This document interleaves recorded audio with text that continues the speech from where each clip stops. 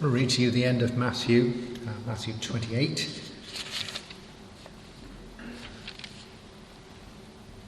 Back to the resurrection and onwards from there. After the Sabbath, as Sunday morning was dawning, Mary Magdalene and the other Mary went to look at the tomb. Suddenly there was a violent earthquake. An angel of the Lord came down from heaven, rolled the stone away and sat on it. His appearance was like lightning, and his clothes were white as snow. The guards were so afraid that they trembled and became like dead men. The angel spoke to the women. "You must not be afraid," he said. "I know you are looking for Jesus who was crucified. He is not here. He has been raised, just as he said. Come here and see the place where he was lying. Go quickly now and tell his disciples, he has been raised from death, and now he is going to Galilee ahead of you. There you will see him. Remember what I have told you." So they left the tomb in a hurry, afraid and yet filled with joy, and ran to tell his disciples. Suddenly Jesus met them and said, "Peace be with you." They came up to him, took hold of his feet and worshipped him. "Do not be afraid," Jesus said to them. "Go and tell my brothers to go to Galilee, and there they will see me." The 11 disciples went to the hill in Galilee where Jesus had told them to go. When they saw him, they worshipped him, even though some of them doubted. And Jesus drew near and said to them, "I have been given all authority in heaven and on earth. Go then to all peoples everywhere and make them my disciples. Baptize them in the name of the Father, the Son, and the Holy Spirit, and teach them to obey everything I have commanded you. And I will be with you always, to the end of the age."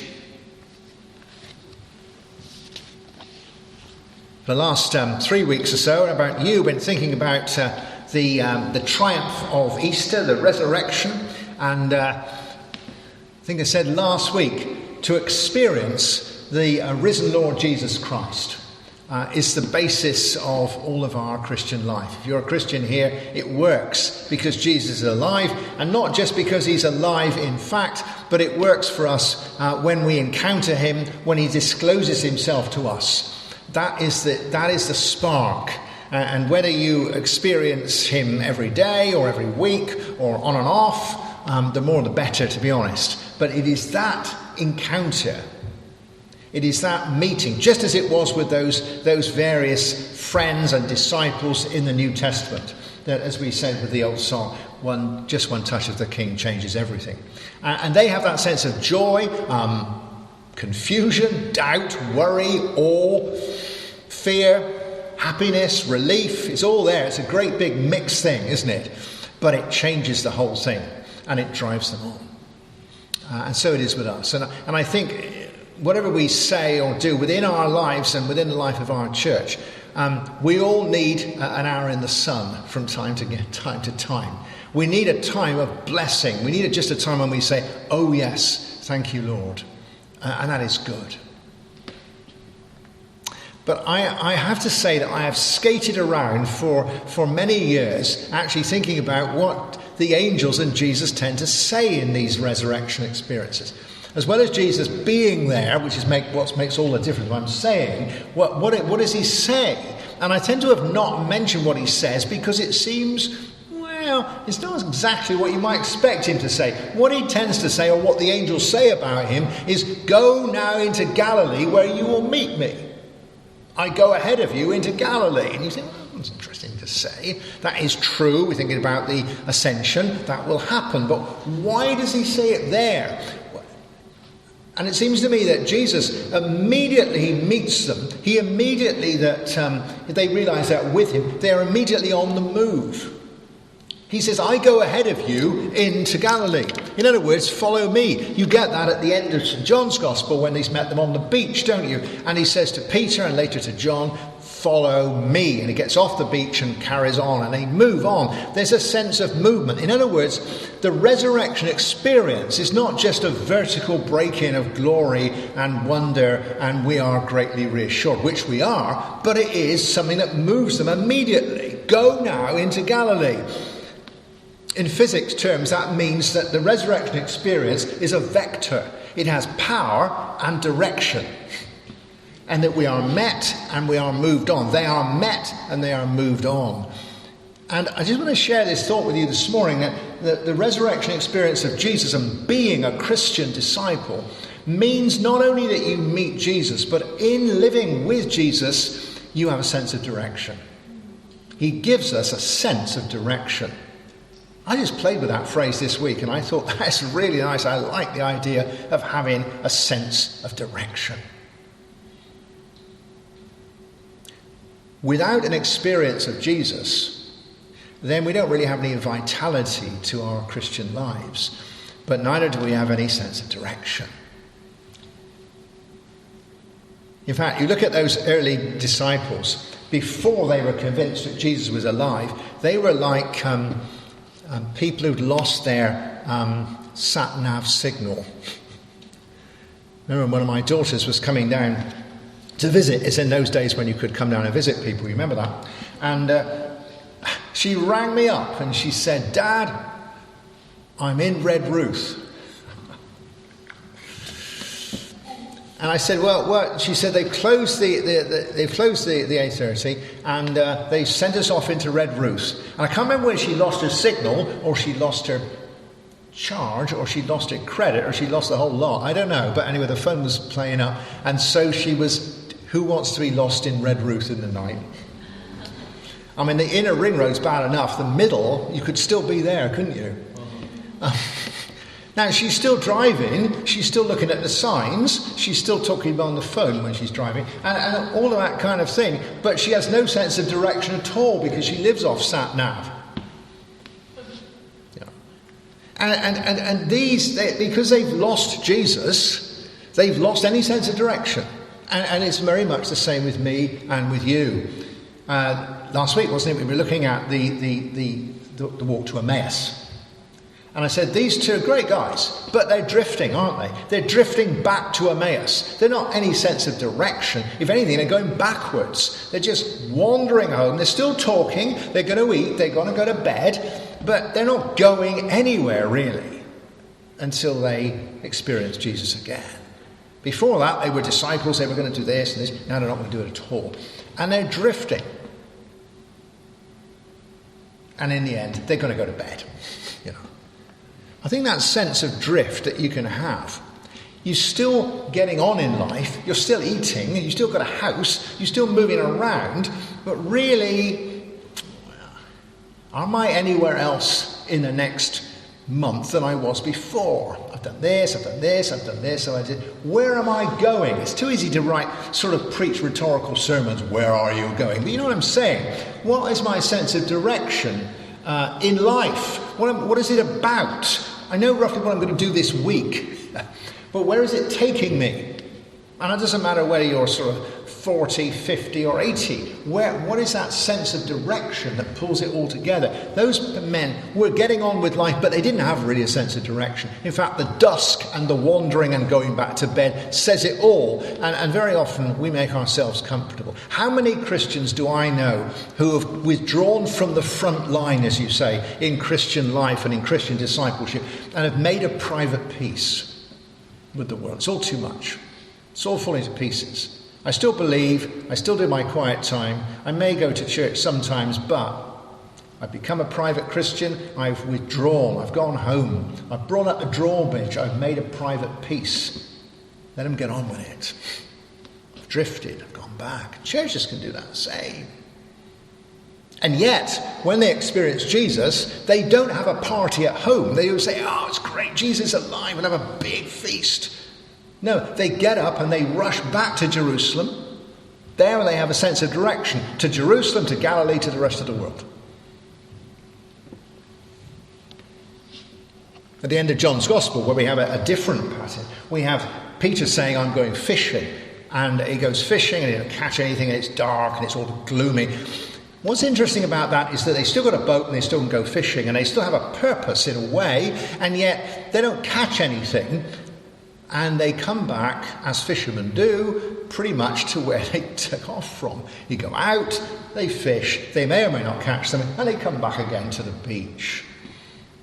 There's no sense of direction. They're doing stuff, but they are circling round. They just have a pattern. They go round in circles and come back to where they were before. Without an experience of Jesus, our lives are going to keep going, but I will have a pattern. I will have a routine.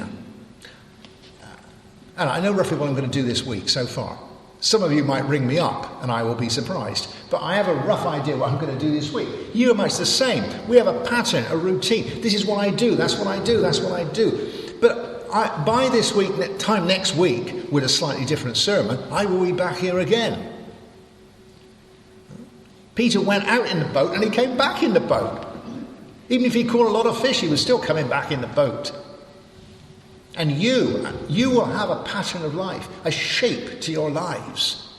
And it might be a good pattern, but it doesn't mean there's any forward motion. If you've got a sense of direction in the supermarket, you're going at one side, you know what you want. You go down one side, round, down, and out. I am not like that.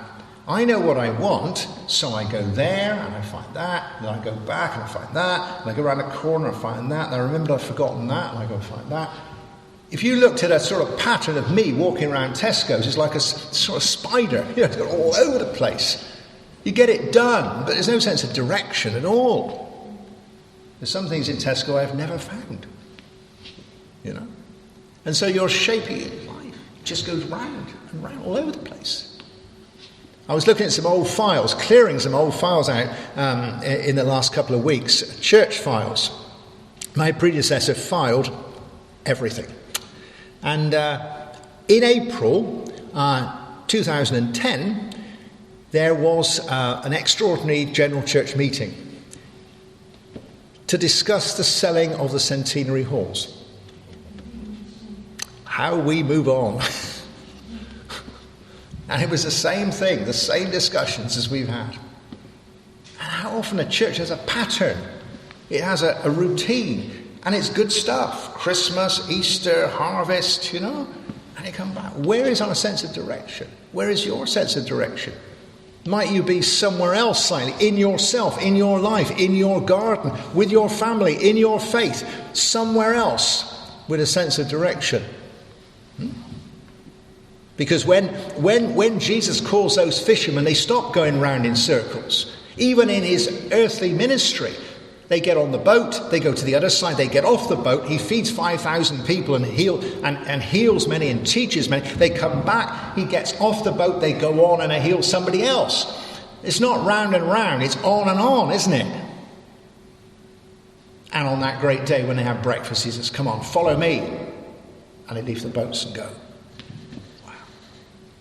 I can imagine at times later on when perhaps Peter's having a hard time with the other disciples in the Acts of the Apostles and says, "It's a hard time." And he says, "Yeah, but it's a lot more interesting than fishing."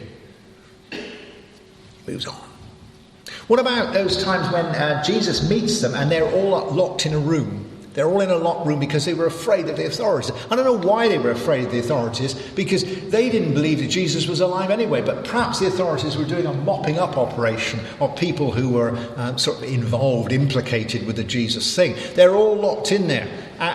They're not going anywhere because they're afraid, because they're anxious. They've locked the door. They're all together, but you don't go anywhere in a locked room, do you?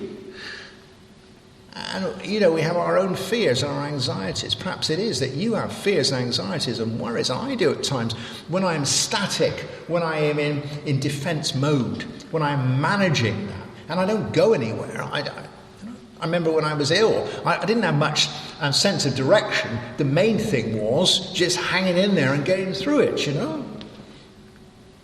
Perhaps you're like that. And when Jesus comes into that room and meets them all, wow, follow me into Galilee. And they all go to Galilee. Nobody's in the locked room anymore. They're all going to Galilee. A sense of direction. You may, at the moment, feel a sense of anxiety and have good grounds for it. But it tends to sap your vision. It saps your energy. It saps your ability to see something new and to move on. I don't know. What do you mean a sense of direction? I just got to get through till tomorrow. It's understandable. But that experience of Jesus gives you a direction. And even if, just to finish the sort of various options you could have, just about Saul in the beginning of Acts. Saul is a man on a mission. Saul has a sense of direction. He's going to Damascus to wipe out the church. He knows what he's doing. He's focused. He's got his energy. Nobody's saying that Saul is wandering around. Saul is not going around in circles. He's doing it. But it just happens to be the wrong direction. And the fact is that many of us are not the sort of people who will settle for sitting on the sofa. We don't like that. So we create targets for ourselves and we create something to do. We want to move on. We've got some kind of thing. And people become what we call driven, don't they? Driven by this, driven by that, driven by that. I don't know what it is. It could be driven by your sport. It could be driven by your begonias. It could be driven by your bank balance. It could be driven by all sorts of things. I have known pastors and ministers of churches that, having really let their faith go dry, are driven by getting more people to go to their church. It's just become a sort of an achievement thing, you know. It's a growth engine. They have plenty of drive, but we wish they didn't. And then Jesus meets Saul on the road. And the direction changes entirely, which is a great thing for us. So let Jesus give you a sense of direction this morning. If you're honest and put your hand on your heart and say, I don't really have a great sense of direction. I have a good pattern. I have a good routine. I have some targets. But on the whole, I drift or I wander or I go round in circles. But I'm not really going on. There's not a meta-narrative, you might say. And let me say what that means. It's easy to talk about having a sense of direction, following Jesus. You can see it in the New Testament, can't you? Because you can see it physically. They went with him. That's great. I think it means that if you are a Christian and Jesus begins to open up possibilities for you in your daily life, new things that you thought you couldn't do, new ideas, new aspirations. But what's interesting about them is that they line up. So that if Jesus gives me some new idea about something which I need to do tomorrow or Tuesday, and I'm obedient to that. Perhaps it's to ring somebody, to pray for somebody, to give something, to do something, to make something, to visit somewhere, to read something, to look at something, whatever it happens to be. What's great about this is not just aspiration, but you find that next Thursday or next weekend, it lines up with the next thing and gives you a sense of direction. So that if I'm called to forgive somebody, which is a great way to advance in life, the purpose to forgive, that forgiveness will lead you into something else, which may need some more forgiveness or more joy. But there will be a direction to it, a salvation move, some kind of redemption, some kind of revival in your life or somebody else's life. But it lines up. Without that, you tend to have a good idea, and then you have another good idea, and you've gone off somewhere else. So that, for instance, in our church, people have prayed in the last year or so for vision, and somebody has an idea, we do that. God gives us a sense of direction because it lines up with the next thing, and the next thing, and the next thing. And so I would encourage you to pick that up. What is my sense of direction? What is he going to do? It's not just guidance. It's not just great some flash of light. It's not some just great picture. But he says, where you're going today is this. I've got this idea for you. Look at that person in a new way. Look at that view in a new way. Look at that book in a new way. Look at this word in the Bible in a new way. Let me open that up to you. Wow, I didn't see that before. I hadn't seen that before. And then you'll say, I can't do that, I'm not that sort of... No, I have a spiritual gift or spiritual fruit for you. You could be like that. Wow, could I? Let's open that up. Here is a possibility. And tomorrow there will be another one, and it'll be lined up with you. It's one view after. It's like one of these flowers opening up on that sort of delayed camera sort of thing when it opens up. Like, wow, yeah, that is good. I didn't believe this before. They don't know what they're doing going to Galilee, but they're going to save the world, aren't they? But if they don't go, they're not. Galilee is not the world, but if you don't go there, you don't go to the world. You do this. One step at a time, but in a direction. I encourage you with that this morning. Do I have a sense of direction? Jesus will give me that this afternoon, this week.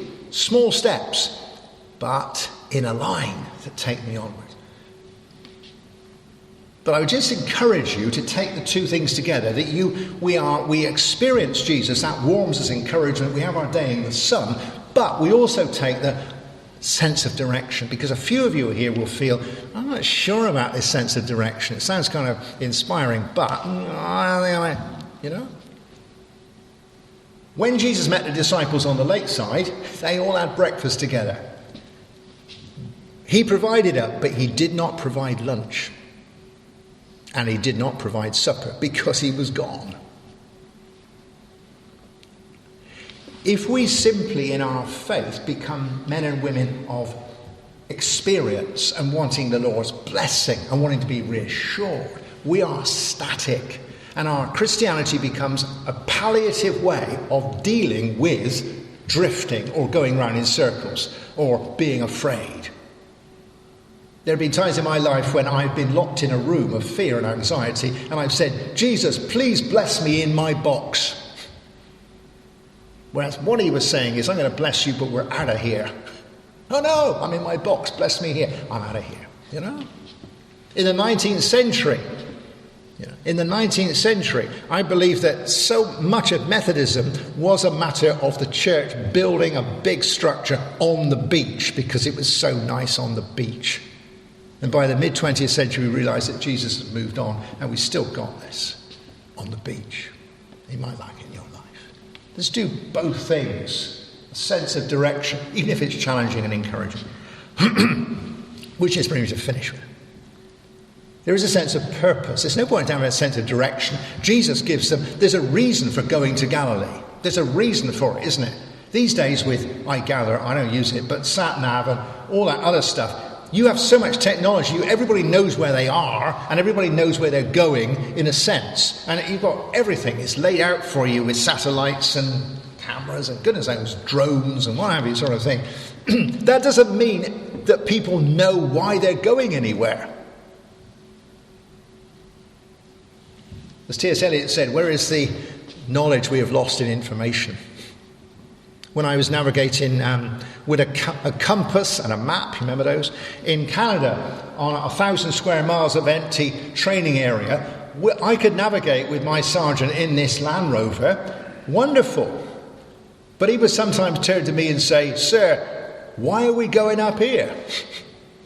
Well, we got our, 3 vehicles, 50 miles away. We're going to admit that's a good reason. There's a purpose, and you can see that Jesus has a purpose for you and a purpose for me that defines our sense of direction. There's a sort of overview of the whole thing. And of course, he says at the end of Matthew, he says, go into all the world, that's the direction. Why? To build the kingdom, to make disciples, to baptize. That is inspiring. And people like me at the end of the sermon preach a little bit where it says, so let us go as individuals in the church to make new Christians and to grow the kingdom. Yes. And 5% of you will think, yes. And the rest will say, oh. I've never liked this bit, I have to say. I've never liked this bit. I've never liked the feeling that Jesus wants me to be a Christian so I can make more Christians. It always sounded like pyramid selling to me. What do you want me to do, Lord? I want you to make more people who make more people who make more people. The church gives you that impression sometimes, doesn't it? We're so glad to see you. Please bring your friends. And then they can bring their friends. You think, But it's not like that, is it? It's not like that. It's not like that because Jesus says, I will go ahead of you into Galilee and I will always be with you. So this business about the purpose and the direction, if you want to be with Jesus, if you want a continual experience of Jesus, then you want to be going where he's going and doing what he's doing. Otherwise you're doing something else. If you're just trying to be blessed and have a good Christian life and he's gone on to do something else, you lost the plot. If you are doing what Jesus wants, that's where he is. That's where he is. And I need to remember, and I would encourage you to remember, that this business of making new Christians is not some sort of narrow, you need to organise another alpha course sort of thing. It is that from what we've been talking about, from the new things he has, you become an interesting person. You become an exciting person. You become a sacrificial person. You become an unintelligible person. So that as he gives you a sense of direction, people say, what is it with you and your direction? You've got to say things. Let's get away from the idea you don't have to say anything. The early church, they say things, but they live things. They care for one another. They create communities. People want to join. People want to persecute them. The kingdom grows. People become disciples. Why? Because the people who are disciples are incredibly attractive and interesting, and their communities are infectious. It's not a good word for today, is it? But you know what I mean. So that what Jesus has for you in your sense of direction will do this mission thing, will in fact make new disciples. Because you will be a man or a woman whom people will say, they're going somewhere, aren't they? What is it with you? Why is it? I got this new idea, we're doing that. Oh, I'm not, I'm just going around in circles. I'm just drifting. I want a bit of the action, you know? Someone said to us, a couple of times in ministry when a church had been doing some stuff and it was really good. Can I come? Do you need a ticket? You know, that's great. I'd be there. And there's that newness. We have a sense of direction, and that sense of direction under Jesus builds the kingdom and makes disciples. I had a friend once who was doing a baptism, an adult baptism, and all the church was there. And of course, with a baptism, lots of friends and neighbours and everybody else wants to know what it's about. The person's given their testimony, that's great. They've been baptised in this paddling pool. They get out of the pool. And then my mate, being my mate, does not say, what a blessing that is. He says, shock horror to people like me, turning to this congregation, does anybody else want to be baptised? Great, because he's a man with a sense of direction, and people are drawn into that and people become Christians. So we as a church, if we are men and women with a sense of direction and the purpose of Jesus, then that makes new Christians, that builds the kingdom, that changes the world. And there's really nothing more exciting than that. Band are just going to come and play for us now, but I just hold that in your mind. Have I got a sense of direction for this next month, really?